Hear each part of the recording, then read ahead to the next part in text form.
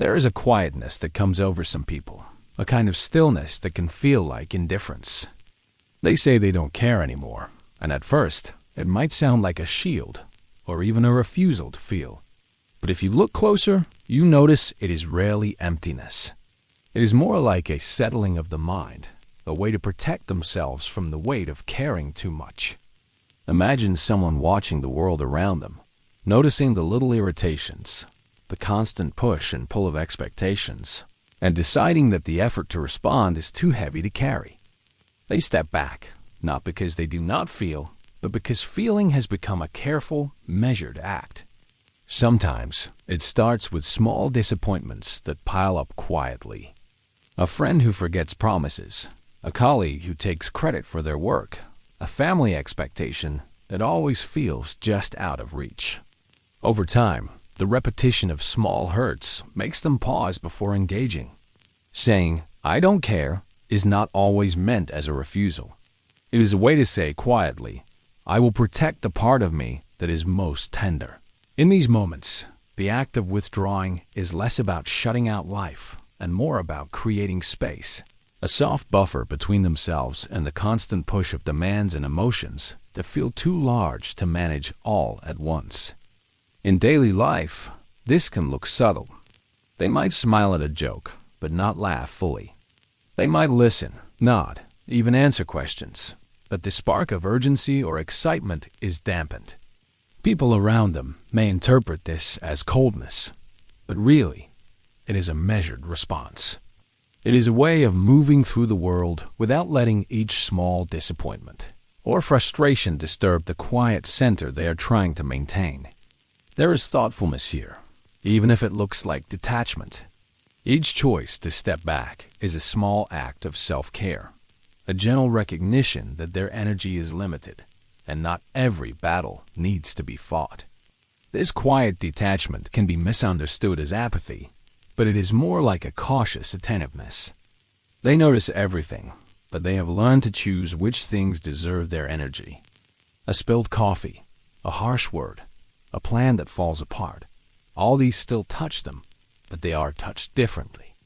The initial sting remains, but the echo does not linger as long. They carry less weight, not because they do not feel, but because they have learned to let some things pass, to give themselves space to breathe between the demands of the world and the quiet of their own mind.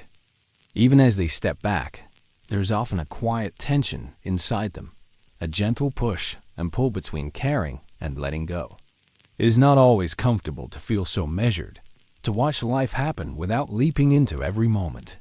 Sometimes they catch themselves noticing the world in ways others might miss.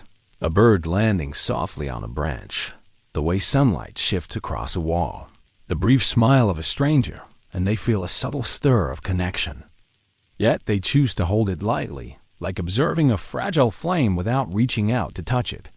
Caring is still there, but it is no longer urgent, no longer all-consuming.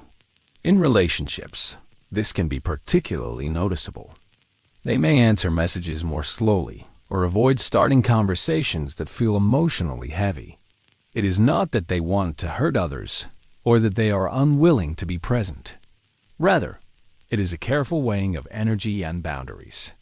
Some days they will engage fully, offering warmth and attention, and other days they will sit quietly, responding minimally, letting the currents of life pass around them.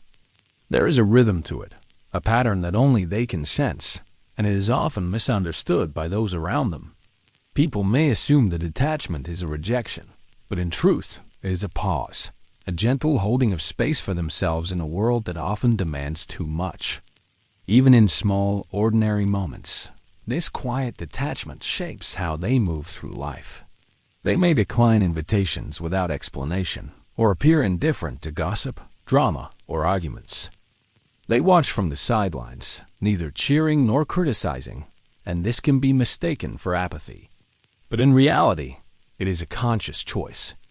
It is a way to preserve clarity, to maintain a sense of self that is not constantly pulled by the expectations or frustrations of others. It is not a surrender to life, but a subtle recalibration, a quiet assertion that not everything requires their energy, not everything deserves a reaction. There is also a reflective quality that often comes with this stance. They notice patterns in themselves and in others, small recurring disappointments, moments of joy that fade too quickly, interactions that always follow the same rhythm. These observations are neither harsh nor judgmental. They are recorded softly in the mind's quiet corners, like notes in a journal that may never be read by anyone else. And through this observation, they begin to understand something about themselves. That caring deeply does not always mean reacting visibly, and that choosing where to invest attention is an act of quiet wisdom. With time, this quiet way of moving through life often becomes a kind of inner rhythm. They do not rush to respond to every disturbance, and they do not allow themselves to be swept away by every emotional current. There is a subtle patience in this approach, a stillness that allows them to notice things that might be overlooked by others. The laughter of a child in the distance, the soft hum of evening traffic, the way light falls across familiar objects. These small details are not ignored, but they are absorbed differently, without urgency, without the pressure to react. This detachment can sometimes be mistaken for indifference, yet it often carries a deep, quiet empathy. Because they have chosen to step back from constant engagement, they may find they can observe more clearly, see the patterns and struggles in others' lives with a gentle clarity. They notice when someone is tired, or anxious, or lonely, and they may offer support in small, thoughtful ways, without needing acknowledgement or reciprocation. It is a subtle, almost invisible form of care, one that does not clamor for attention, but exists quietly in the spaces between words and gestures. There is also a sense of self-preservation woven into this mindset. By deciding what matters enough to respond to and what does not, they protect themselves from being overwhelmed. Life can be relentless in its demands, and caring too intensely can leave a person unmoored, carried along by every disappointment, every expectation, every fleeting injustice. Saying, "I don't care," is sometimes not a declaration of apathy, but a way of anchoring themselves, of setting boundaries that allow them to continue moving through the world without losing their center. Even small decisions reflect this careful attention. They might decline a social event without explanation, or choose to disengage from a heated conversation. In those moments, it is not anger or avoidance. It is a quiet calculation, a recognition of where their energy is best spent. Life continues, problems still arise, and feelings still stir, but they approach each with a measured patience. There is a kind of grace in this, an acceptance that not everything requires their reaction, and that stepping back can sometimes be the most thoughtful form of engagement. This way of being often shapes how they experience their own emotions as well. They feel, but differently, more quietly, more deliberately. A disappointment may still sting, but the pain is met with a gentle awareness rather than an outward surge of frustration. Joy can still arrive, but it lingers softly, like sunlight through a thin curtain, rather than exploding into outward celebration. By moderating how intensely they engage with their feelings, they create a kind of emotional space where they can observe themselves as much as they observe the world. Even in moments of sadness or loss, there is a careful attention to pacing their responses. They may cry alone or reflect silently on what has happened, but they often avoid dramatizing it. It is not because they do not care about the event or the people involved. It is because they care for themselves too, preserving a quiet steadiness that allows them to continue. In a way, this approach is almost protective, a way to survive the constant fluctuations of life without being swept away entirely. It allows them to remain present, even when their attention is measured, and to engage with life in a form that is sustainable over time. In relationships, this can create a subtle tension. Friends and loved ones may misinterpret their calm as distance, or their quiet attentiveness as disinterest. And yet, for them, this is often their most sincere way of caring. By not reacting too quickly or too emotionally, they create a presence that is steady and reliable, even if it is understated.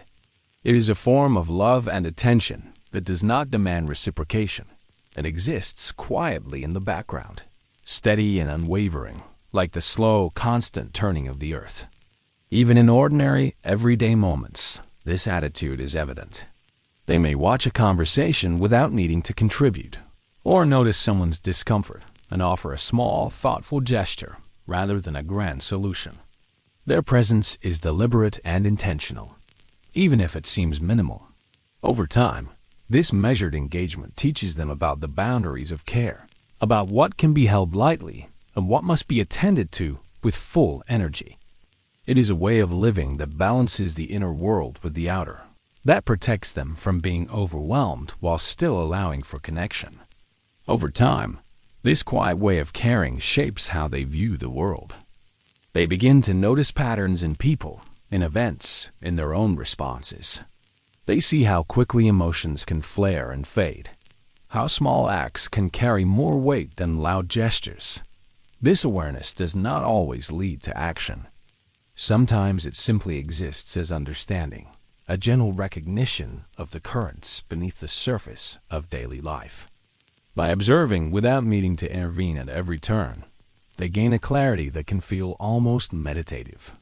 There is also a subtle freedom in this mindset. By choosing what deserves attention and what does not, they create room for themselves to move through life without constant pressure. They are free to savor small pleasures, to linger in quiet moments, to let experiences unfold without forcing a reaction. This does not mean they are disconnected from life. Rather, it is a deliberate engagement that allows them to experience depth without being consumed by it. Even in social spaces, they can be present without feeling the need to perform or overextend, offering a calm steadiness that others may not immediately notice, but often feel in subtle ways. And yet, there is a quiet vulnerability here. Choosing not to react, not to care outwardly, can sometimes be lonely. They may long for connection, for understanding, for the reassurance that their measured way of being is seen and accepted. But even this is met with patience. They learn to sit with that vulnerability, to allow it to exist without forcing resolution, recognizing that not every emptiness requires filling. In these quiet spaces, they often discover a deeper resilience, a sense of self that is not dependent on constant external validation, but rooted in the gentle steadiness of their own awareness. In the end, the people who say they don't care anymore are rarely indifferent. They are careful, reflective, and deeply aware. They have learned to navigate the world with a quiet wisdom, choosing when to invest energy and when to hold back. They move through life with a softness that is easy to overlook, yet it is in this subtlety that their strength lies. Their presence may be understated, but it carries a quiet depth, a patience, and an attentiveness that speaks more profoundly than words or outward displays ever could. This is the world of those who have learned the delicate art of measured care, an understanding that to protect oneself, to observe deeply, and to respond thoughtfully is sometimes the truest way to remain human.